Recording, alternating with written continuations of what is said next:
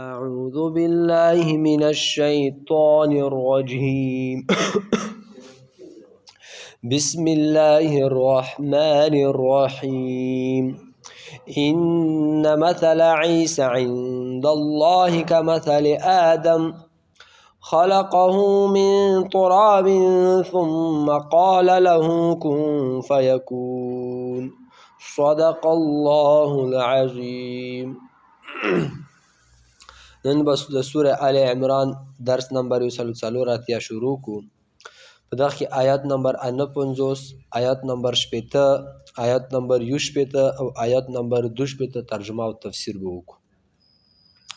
ان مثل عیسی یقینا بشکا مثال د عیسی علیه السلام چې ده صفت د عیسی علیه السلام چې ده عند الله په نزد الله کمثل آدم په شان د مثال د آدم علیه السلام ده. خلقه من تراب چې هغه پیدا کړی دی الله پاک د خاورې څخه. ثم قال له بیا ووی الله پاک آدم علیه السلام ته کن شا فیکون نو هغه شو بشر. الحق من ربک دا حق چې د ثابت ده د عیسی علیه السلام په باره کې ستا د رب د لورې. فلا تکن نو بس ته ما کېږه من الممترین د شک کوونکو څخه. فمن حاجک بس که څوک تاسو جګړه کوي جنګ کوي فيه د عیسی علیه السلام باره کې من بعد ما جاءک وروسته د دې خبرې چې راغله تا ته من العلم علم فقل نو تو ته وایه تعالوا ارسوی ندعو چې اروبلمو تاسې ابناءنا بچي زمو و ابناءکم او بچي ستاسې و نساءنا او ښځې خپلې و نساءکم او ښځې ستاسې و انفسنا او خپل ځانونه و انفسکم او ستاسې ځانونه. ثم نبتهل بیا به مباهله وکړو فنجعل او وبګرځو متاسې لعنت الله لعنت د الله علی الکاذبین په دروغجن کوونکو باندې. ان هذا بشکه دغه کیسه د عیسی علیه السلام له هو القصص الحق دا خامخه هغه رښتونې حق قصه ده. وما من اله او نشته بل اله الا الله مگر الله ده. وان الله او یقینا الله چې ده له هو العزیز الحکیم خامخه غالب ده او د حکمت والا ده. نن درس کې د عیسی علیه السلام باره کې کیسه روانه ده.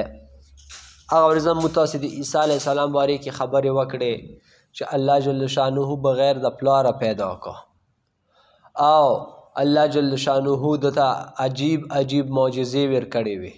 په مړي به لاس وویله قم باذن الله پاسه د الله په حکم سره مړی بر ژوندی شو. برګای سړی به هغه نه به لاس وویله او روغ شو. مورزاده ړوند به لاس به په وویله جوړ به شو. تاسې کور کې نن دا شی خوړلی تا دا خوړلی تاسې کور کې دا شی ساتلی دی هر څه به الله به درته علم ورکوله دا یې د معجزې وې.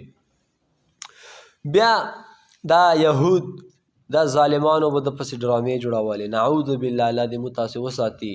یا دا خو بغیر پلاره څنګه پیدا کیږي وړکې خوله پیدا کیږي چې سړی و ښځه ساغه شي که نه واده وکړي یا نعوذ بالله یا زنا وکړي بیا وړکې جلکې پیدا کیږي.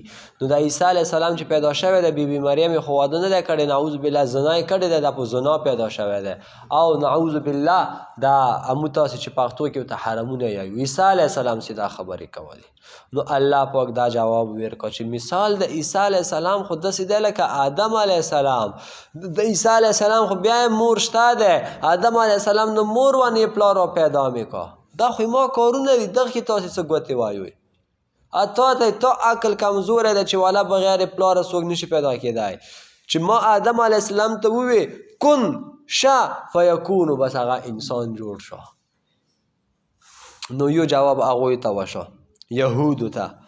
بل داسې چال و د بل آیات کې چې رسول الله صلی الله علیه وسلم مدینه منورې کې و هغه د نجران نصارا عیسایانو ته راغلل چې هغوی کې یو دانه عبدالله و بل پکې جبار و او بل پکې شرجیل و. دا درې کسان د دوی مشرانو او مو پیغمبر سره مناظره بحث شروع کا چې عیسی علیه السلام دا د خدای زوی دی نعوذ بالله او دا بس خدای دی او ډېر اوږد باز وکړ مو پیغمبر سره. مو پیغمبر ډېرې خبرې ورته وکړې خو یو نیم سړی نه مني که نه چې نه یې مني بیا نه کېږي. نو الله پاک دا آیات نازل کا چې دوی خو اوس تا سره بحث وکړه ته ورته یې وایایي دوی بله یایي داسې ورته ووایه چې هر څو یې مباهله وکړو. مباهله چاته یایي؟ دا نو بیا شریعت کې دغته ویلی شي کله چې د حق او د باطل مقابله شي، اسلام او د کفر، او دا کفر چې دی دا اسلام نه مني، نو بیا به دغو نه یو سړی ارجک شي او دغو نه به یو سړی ارجک شي او میدان ته به لاړ شي، ځان سره به دا خپل بچي او ښځه راولي او دا به هم خپل بچي او ښځه راولي. اول ته به میدان کې کیني، اول به دا یایي یا الله زه په حقه یمې او دا درویغجان دی، که چېرته زه درویغجان هم نو په ما باندې د تا لعنت وي، او که دا درویغجان وي په ده باندې د تا لعنت وي. بیا به دا جګ شي، همدا خبرې به وکړي. نو داسې کار چې کله وشي بیا چې کوم درویغجان وي بیا هغه غر کېږي، دغته مباهله یلی شي. نو موږ پیغمبر ته الله پاک ووایي چې دا خو تا سره نه مني، اوس دا کار ورسه وکړه. نو رسول الله صلی الله علیه وسلم ورته وویې دا شرجیل ته، عبدالله ته او جبار ته چې هر څو مباهله کوو، هغوی چې صحیح ده. نو نبي علیه السلام لاړه، حسن، حسین، علي رضی الله عنهم، فاطمه رضی الله عنها، دا ټول یې روباسل. د خو همده اولاد یې کې تلل، حسن حسین المسیح او علي رضی الله عنه یې تره زوی و. او هغوی چې شرجیل چې ولیدل، اوهو اوس خو مباهلې ته خبره لاړه او هغه ښه پوهېده چې دا پیغمبر دی. نو ملګرو ته یې چې کور مړانګ شه، دا خو پیغمبر دی، که مباهله مو وکړه ښه پوهېږم چې درویغجان یم، ځان به تاسو خو به غرق شو چې ما به غرق شي، زه به غرق شمې. مباهله ونه کوئ، ځانونه وباسوئ. خو دومره ظالمان وو، ښه پوهېدل خو ویه بس ایمان په راوړه، دا دنیا دیا کامیابه، هغه دنیا خو داسې هم کامیابه شوه. دا نن سبا هم داسې دي. دا دوی دا چې کوم مشران دي دا د یهودو او نصاراو، هغه د مشرانو هغه میسج ورته روان دی چې دا په حقه دي دا مسلمانان، خو خپل کشرانو ته ونیایو. دغه کینګزبري کې هغه یو یهودي به تاسې لیدلی وي، غوټه هغې چولې وي، خلکو سره بحثونه کوي، د یهودیانو ملا دی. زه ټرافیک لایټ کې روان وم چې قسم بحث شروع کړی، ټرافیک لایټ کې ودرېدم، غږ مې ورته وکړه، عربي داسې عربي وي، دا څه د ظالم بچی دی. ما ته موږ پیغمبر ویلې نه مانې؟ ما انګلیش کې ورته وویې یا زه خو یې منم چې هغه د الله رسول دی. ما یې منې خو عمل په نه کوې. بس دغه ځای کې سړی هغه شو، هغه مانې دا ګمان کوله چې دا به هسې امي غونته وي، یا زه د یهودیانو شیخ یم، ما ته یې زه مفتي یم د مسلمانانو. بس چې لږ مې ورسره خبرې هغې ټرافیک لایټ شین شو، ما تا به بحث کوو، یا بس صحیح ده. بیا نو زړه کې مې ورته اچولی دی چې چېرته ورسره میلاو شم. نو وکس یې خپله اقرار یې وکړه، دغه یهودي دوی ملا دی، دوی ملایان چې دي داسې غوټې هغه شی اچوي، یا موږ منو چې دا د الله پیغمبر دی. ښه یې منې خو هغه تعلیمات نه فالو کوي، عمل نه په کوي، لا اله الا الله محمد رسول الله نه یایي. کسا نن سبا یې دوی کې دغه شته دی. ما تاسو ته غوریزم ویلي وو چې دوی مو پیغمبر څنګه مني، یا دا د عربو لپاره پیغمبر و، مو پاره نه وه. مطلب یې دغې خبرې پوهېږئ چې عرب ډېر جاهله خلک دي او موږ ډېر عالمان تعلیم یافته یو، موږ ته د پیغمبر ضرورت نشته. دومره مرداره خبره کوي. خو هر څوی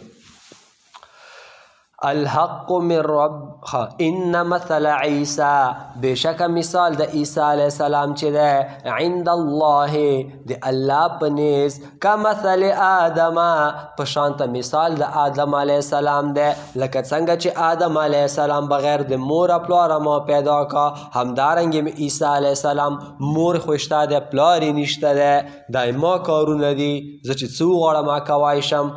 خو ته انسان یې چې 2 روپۍ پیدا کوي 60 منډې ورته وایې، ته خو کمزوری یې.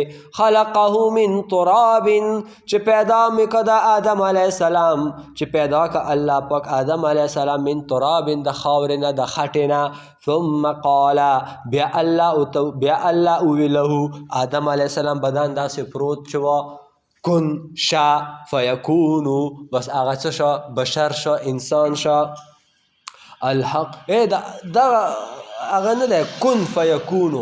دغه کې علماو غوړ غوړ کتابونه لیکلي په دا 2 ټکو باندې.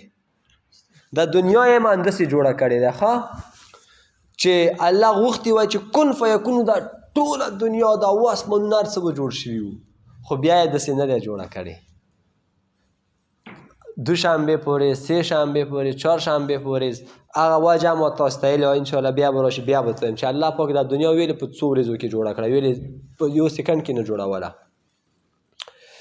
ښه الحق من ربک دا حق چې دی ثابت دی ستا د رب د لورې یعنی عیسی علیه السلام چې دی دا د الله پیغمبر دی بغیر د مور نه بغیر د پلاره پیدا شوی دی فلا تکن پس ته ما کېږه من الممترین د شک کوونکو نه خلکو خبرو سې ولاړ نه شي یهودیان د شک کې وانچوي دا ما تا ته یایي ښه چې یهودیانو څوک د شک کې وانچوي بل د اسلام باره کې چا سره بحثونه ما کوئ ځکه تا سره علم نشته دی بل د شیعهګان دي همداسې یهود دي څه ورته یې هندوان دي دغو معاشرو کې ما اوسه که ته بد شي تا نسل نور او سره خرابېږي هغوی سره هغوی رسم رواج خلي نو ځکه تا سره علم نشته ځکه د علماو دا فتوا ده چې د کفارو معاشرو نه څه کېږو لرې واوسئ